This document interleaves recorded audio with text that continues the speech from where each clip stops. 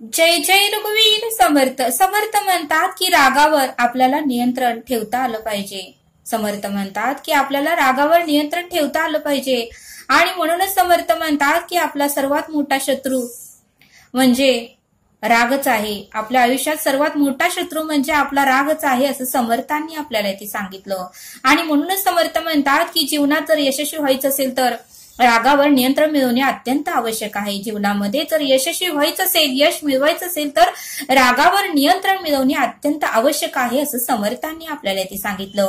आणि म्हणूनच समर्थ म्हणतात की राग हा आपल्या प्रगतीमधील सर्वात मोठा अडथळा आहे. म्हणून समर्थ म्हणतात की राग हा आपल्या प्रगतीमधील सर्वात मोठा अडथळा आहे. आणि म्हणूनच समर्थ म्हणतात की राग आल्यावर आपण आपली एकाग्रता गमावून बसतो. आपण राग आल्यावर आपली एकाग्रता गमावून बसतो आणि त्यामुळेच आपल्याला यशाची प्राप्ती होत नाही. त्यामुळेच आपल्याला यशाची प्राप्ती होत नाही असं समर्थांनी आपल्याला इथे सांगितलं. आणि म्हणूनच समर्थ म्हणतात की राग आल्यावर आपले विचार अनियंत्रित होतात. म्हणून समर्थ म्हणतात की राग आल्यावर आपल्या मनावर आणि विचारांवर आपल्या विचारावर आपले नियंत्रण राहत नाही. आपले विचार अनियंत्रित होतात असं समर्थांनी आपल्याला इथे सांगितलं. आणि म्हणूनच समर्थ म्हणतात की या क्रोधामध्ये, या रागामध्ये कौरवांचं नुकसान झालं. 100 कौरवांचं नुकसान झालं, कंसाचं नुकसान झालं आणि रावणाचंही या रागामुळेच नुकसान झालं असं समर्थांनी आपल्याला इथे सांगितलं. आणि त्यासाठी समर्थ रामदास स्वामींनी त्या काळी एक श्लोक लिहून ठेवला होता. आणि तो श्लोक म्हणजे नको रे मना क्रोध हा खेदकारी, नको रे मना काम नाना विकारी, नको रे मना सर्वदा अंगीकारी, नको रे मना मस्तरू धंपधारू. हा श्लोक समर्थ रामदासांनी त्या काळी लिहून ठेवला होता असं समर्थांनी आपल्याला ते सांगितलं. आणि म्हणूनच संत तुकाराम महाराज म्हणतात की आपण स्वतः घरामध्ये होम हवन करत असतो, मंदिरामध्ये होम हवन करत असतो. त्यामध्ये आपण तीळ आणि तांदूळ टाकत असतो. त्या होम मध्ये आपण तीळ आणि तांदूळ टाकत असतो. आणि म्हणून संत तुकाराम महाराज म्हणतात की होमाला अग्नी देऊन आपण तीळ आणि तांदूळ त्यामध्ये टाकतो. मग आपला रागही त्या होमामध्ये आपल्याला टाकता आलं पाहिजे असं संत तुकाराम महाराजही म्हणत होते. आणि म्हणूनच संत तुकाराम महाराज म्हणतात की आपल्याला होमामध्ये आपल्या रागाची सुद्धा आहुती देऊन टाकता आली पाहिजे असं संत तुकाराम महाराज म्हणतात. आणि म्हणूनच संत तुकाराम महाराज म्हणतात की आपण तीळ आणि तांदूळ टाकतो तसा आपला क्रोध, आपला रागही आपल्याला त्या आहुतीमध्ये टाकता आलं पाहिजे असं संत तुकाराम महाराज म्हणतात असं समर्थांनी आपल्याला इथे सांगितलं. आणि ते समजावून सांगण्यासाठी समर्थ आपल्याला एक बोध देतात. समर्थ म्हणतात एकदा राजा जंगलातून जात असताना उन्हाळ्याचे दिवस होते आणि राजाला खूप तहान लागली होती. त्यावेळेस राजा एका झाडाखाली बसला. राजाकडे पाण्याची काही सोय नव्हती. आजूबाजूलाही तळ नव्हतं, नदी नव्हती, सरोवर नव्हते. राजा सगळीकडे पाहून खूप थकलेला होता. राजाला पुढचा प्रवास होत नव्हता. त्यामुळे राजा एका झाडाखाली बसला आणि त्यावेळेस त्या झाडाच्या फांदीतून टिप टिप असं पाणी गळत होतं. त्यावेळेस राजाला आनंद वाटला. राजाला वाटलं की आता हे पाणी पिऊया आपण. म्हणून राजाने एका पानाचं धोण केलं, एका झाडाच्या पानाचं धोण केलं आणि त्या टिप टिप गळणाऱ्या पाण्याच्या खाली ते द्रोण ठेवलं. आणि जसं ते द्रोण भरत होतं आणि जसं राजा ते द्रोण पिणारच तितक्यातच राजाने एक पोपट पाळला होता आणि तो राजाबरोबर नेहमी असायचा. आणि तो पोपट लगेचच द्रोणकडे येत होता आणि ते द्रोण पालतं घालत होता. द्रोण लगेचच धक्का देऊन खाली सांडत होतं. त्यावेळेस राजाला राग आला, पण राजाने दुर्लक्ष केलं. दुसऱ्यांदा राजाने तसंच केलं. दुसऱ्यांदाही द्रोण भरलं. दुसऱ्यांदाही पोपटाने तसंच केलं.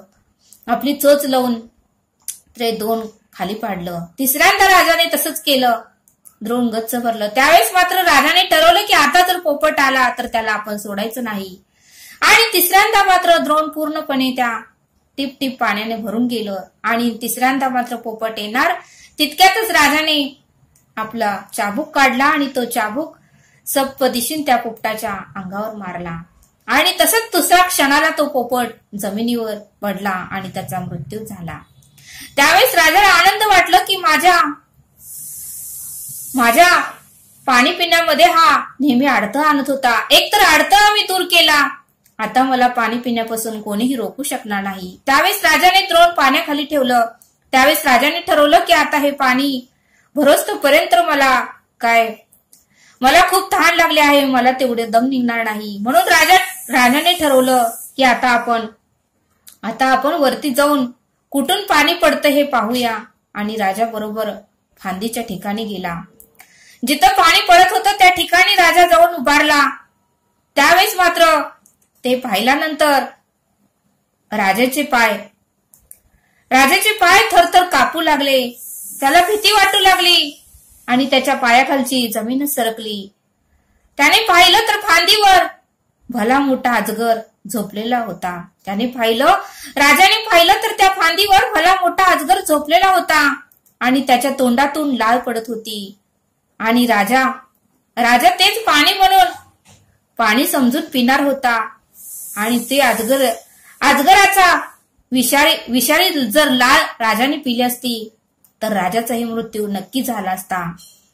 त्यावेळेस मात्र राजाला पश्चाताप झाला की आपण मात्र आपल्या पोपटाला उगेच मारलं, त्याने तर आपला जीव वाचवण्यासाठी हे सर्व केलं, पण आपण मात्र पूर्णपणे जे काही आहे ते पाहिलं नाही आणि आपण त्याच्यावर दोष लावला आणि त्याला मात्र दोषी ठरवलं। त्यावेळेस राजाला पश्चाताप झाला आणि राजा म्हणा लागला, देवा मी हे काय केलं, हे परमेश्वरा, हे परब्रह्मा, मी हे काय केलं? जो पक्षी सतत मला विष पिण्यापासून वाचवत होता, आणि मी मात्र माझ्या रागामुळे, माझ्या क्रोधामुळे मी त्याला मारून टाकले। मी संतांनी सांगितलेली उत्तम क्षमा या मार्गाचा स्वीकार केला असता तर, आपल्या रागावर नियंत्रण ठेवलं असतं तर हे पाप माझ्याकडून घडलं नसतं असं राजाला वाटू लागलं। आणि नकळतपणे हे परमेश्वरा माझ्याकडून पाप झालं आणि त्यामुळे राजा दुःखी होऊन रडू लागला। आणि मग मात्र राजाला वाईट वाटू लागलं की खरंच मी हे खूप मोठं पाप केलं आहे।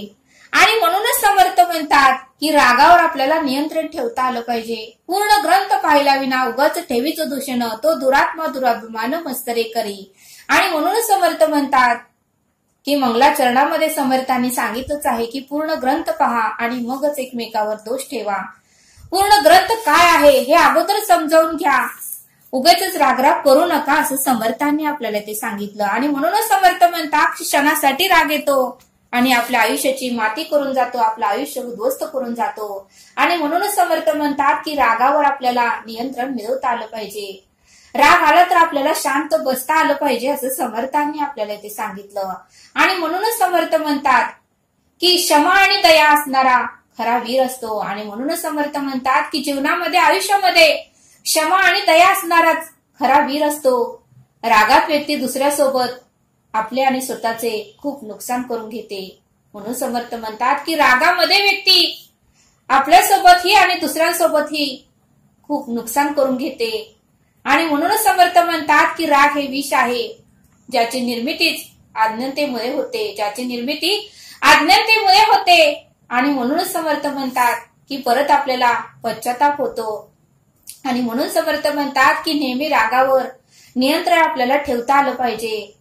आणि म्हणून समर्थ म्हणतात की राग आलं की आपल्याला शांत बसता आलं पाहिजे, कारण एकदा का राग येतो आणि आपण मात्र काय नको आहे तेही बोलून जातो आणि परत मात्र आपल्याला पश्चाताप होतो आणि परत मात्र आपल्याला वाईट वाटतं। आणि म्हणूनच समर्थ म्हणतात की रागावर आपल्याला नियंत्रण ठेवता आलं पाहिजे असं समर्थांनी आपल्याला ते सांगितलं। तरी आता आपण येथेच थांबूया। धन्यवाद। जय सद्गुरू।